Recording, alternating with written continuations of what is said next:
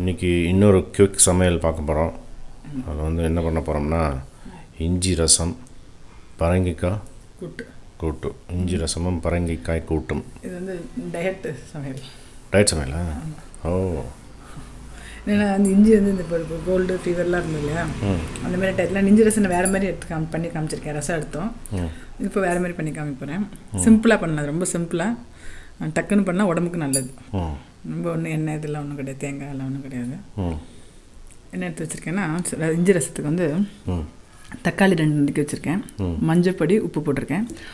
புளி வந்து துணுண்டு போகிறோம், ஏன்னா ஆல்ரெடி தக்காளி 2 போட்டிருக்கோம் இல்லையா, இது அப்படியே நல்லா கொதிக்க விடுவேன். அப்படி இங்கே வந்து 1 ஸ்பூன் மிளகு, 1 ஸ்பூன் ஜீரகம், 1 ஸ்பூன் தனியா, சின்ன ஸ்பூனில் இஞ்சி நல்லா பெரிய துண்டாக எடுத்துட்டுருக்கேன். இது எல்லாத்தையும் ஒரு கொஞ்சம் நைஸாக எண்ணெய் விட்டு வறுத்துன்ட்டு அரைச்சி விட்டு விளாவ வேண்டியதான். இது வந்து இஞ்சி ரசத்துக்கு. இது வந்து நான் உடம்புக்கு நல்லது. இது பரங்கிக்காய் கூட்டுக்கு வந்து பரங்கிக்காய் நறுக்கி வச்சுருக்கேன், நார்மல் கூட்டு மாரி தான். புளி கொஞ்சம் நறுக்கி வச்சுருக்கேன். அப்புறம் சாம்பார் பொடி ஒரு 2 டீஸ்பூனு, உப்பு மஞ்சள் பொடி போட்டு வேக வைப்பேன். அப்புறம் கடுகு உளுத்தம் தாளித்து கொட்டணும். கொஞ்சம் பருப்பும் போடணும், அதுக்கு பருப்பு வேக வச்சுருக்கேன், எடுத்து வைக்கணும். ஓகே. அப்புறம் கொஞ்சம் கொத்தமல்லி தாளிக்கிறது. பருப்பும் இந்த பரங்கிக்காயும் ஒன்றா போட்டு உப்பு மஞ்சள் பொடி போட்டு வேக வச்சுருவேன். வெந்ததுக்கப்புறம் புளியை கரைச்சி 3மே எல்லாம் ஒன்றா விட்டுருவேன், புளியும் கரைச்சி விட்டுருவேன். இந்த புளி வாசனை எல்லாம் போனதுக்கப்புறம் சாம்பார் பொடி கொஞ்சம், அந்த சாம்பார் பொடி வாசனை போனதுக்கப்புறம் தாளித்து கொட்ட வேண்டியதான். கடுகு உளுத்தம் பருப்பு, சிம்பிளான கூட்டு. ஓகே, பார்க்கலாமா? தக்காளி, புளி, உப்பு, மஞ்சப்பொடி, நல்லா ஒரு 2 கிளாஸ் ஜலம் விட்டுருக்கேன். நல்லா கொதிக்கட்டும். இப்படி கொதிச்சு சிம்மில் வைக்கிறேன். மிளகு, ஜீரகம், கொஞ்சோண்டு கொத்தமல்லி வேலை, இஞ்சி. ஆமாம், இது வந்து நல்லா 1 ஸ்பூன் எண்ணெயை விட்டுட்டு வறுத்துக்கிறேன். நான் அடுப்பில் சிம்மில் வச்சுருக்கேன், ஆகட்டும். இங்கே இந்த அடுப்பில் என்ன பண்ணுறேன்னா இந்த பரங்கிக்காய் கட் பண்ணி வச்சுருக்கோம் இல்லையா, அது போட்டுறேன். இதில் பருப்பு வந்து பாதி தான் வெந்திருக்கு, அதனால் இதையும் இப்போ போடுறேன். போட்டுட்டு புளியும் கரைச்சி விட்டுறேன். புளி கரைச்சி விட்டோம்னா அது பாட்டு வெந்துட்டுருக்கணும்னா, வெந்ததுக்கப்புறம் மிச்சத்தலாம் ஈஸி சமையல் இது. பரங்கிக்காய் கூட்டு. உப்பு மஞ்சப்பொடியும் போட்டுறேன். அது பாட்டு ஆயின்ட்டுருக்கட்டும், நல்லா வேகட்டும். என்னென்னா இஞ்சி கொஞ்சம் காரமாக இருக்கும் இல்லையா, ஸோ அதுக்கு பரங்கிக்காய் போட்டு கொஞ்சம் ஸ்வீட்டாக இருக்கும், அதுக்காக ஒரு காம்பினேஷன் வைக்கிறேன். இதாங்க போகிறோம் வறுத்துண்டது. இது ஆறினோடனே நல்லா நைஸாக அரைச்சிக்கிறேன். ஓகே. அதுக்குள்ளே அதுவும் நல்லா கொதிக்கட்டும். ரசம் தக்காளி போட்டிருக்கோம் இல்லையா, ஒரு வேகட்டும், கொஞ்சம் அரைச்சிடுறேன். அரைச்சின்ட்டேன். கொத்தமல்லி இஞ்சி எடுத்தது அதில் போட்டுட்டேன். இதுல புளி விடணும்னு அவசியம் இல்லை, நான் வந்து பருப்பு விடணும்னு அவசியம் இல்லை. ஆனால் இப்போ இந்த கூட்டுக்கு பண்ண பருப்பு ஜலம் கொஞ்சோண்டு, ஸோ அதை விட்டு நல்லா இது பண்ணி விட்றேன். அதே பருப்பு போட்டால் நல்லா அதாகிடும்.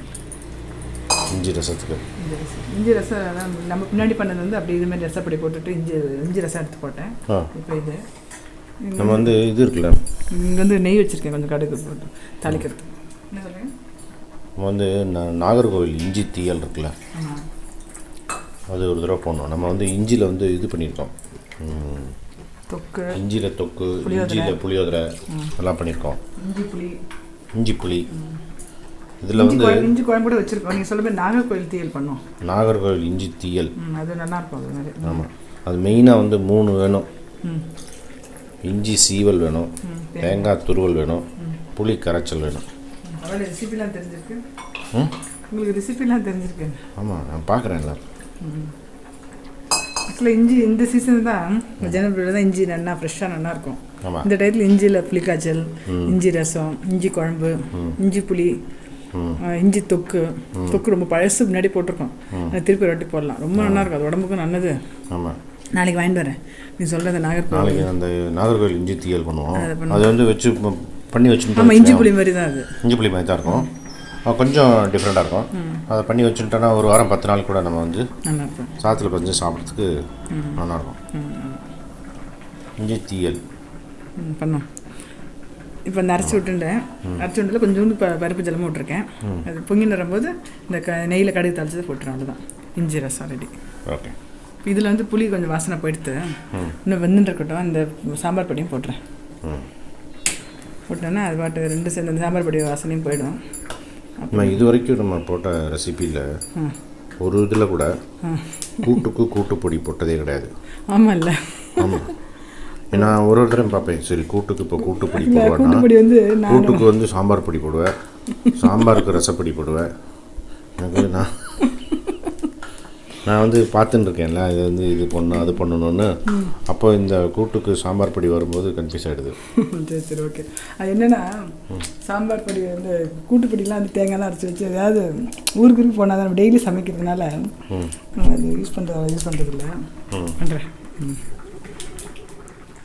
ரசம் நல்லா பொங்கின்னு வருது இல்லையா? ஆமாம், இப்போ இது பண்ணிவிட்டு பொங்கின்னு வரும்போது தாளிச்சதை போட்டுட்டு கொதிக்கிறதுக்கு முன்னால் இறக்கிடணும். சூப்பர். அதான் ரசம். இஞ்சி ரசம் ரெடி. இஞ்சி ரசம் வந்து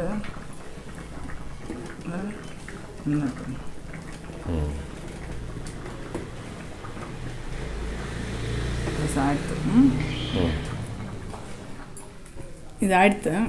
இப்படி வெண்ணெய் வெந்துருச்சு பாருங்க. அது நல்லா இன்னும் விட்டால் மசிக்கணுன்னா மசிச்சுக்கலாம். இன்னும் கொஞ்சம் வேணும். நல்லா வெந்துருச்சு போதும். இன்னும் வந்துட்டுனா என்ன ஆகிடும்னா இன்னும் கெட்டியாகிடும். அது இருக்கட்டும். இதில் வந்து கடுகு உளுத்தம்பருப்பு ஒரே கொஞ்சோண்டு பெருங்காயம் தாளிச்சு போட்டு தாளிக்கிறதுக்கு. கூட்டு கொஞ்சம் கெட்டியாக வேணா அரிசி மாசிக்கலாம். டிப்ஸு நல்லாயிருக்கு. ஆனால் வேண்டாம் இதுக்கு. இது என்னன்னா இப்படி கரண்டி இப்படி பண்ணுறோம் பார்த்தீங்களா, கொஞ்சம் கொஞ்சம் மசிச்சு அதே கெட்டியாகிடும். போதும், இந்த இது கரெக்டாக இருக்கும். இது நீங்கள் நாளைக்கு பண்ணுறோம் இஞ்சி தீர். ஆமாம், அவர்கள் ஸ்பெஷல். அதில் இஞ்சி இந்த சீசன் வந்து நல்லா இலசாவும் நன்னாவும் இருக்கும், ரொம்ப காராமல் இருக்கும். மாங்காய் இஞ்சிலையும் இப்போ கிடைக்கிறது பார்த்தீங்களா, மாங்காய் இஞ்சிலையும் நல்லா இதெல்லாம் பண்ணலாம். ஆமாம். போட்டு ரெண்டு கருவேப்பிலை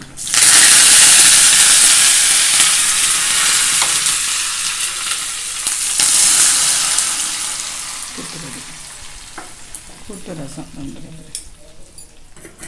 ரெண்டு ரெடி. இஞ்சி ரசம் பரங்கிக்காய் கூட்டு. மிக்க நன்றி. வளமாக வாழ்க. Okay, thank you.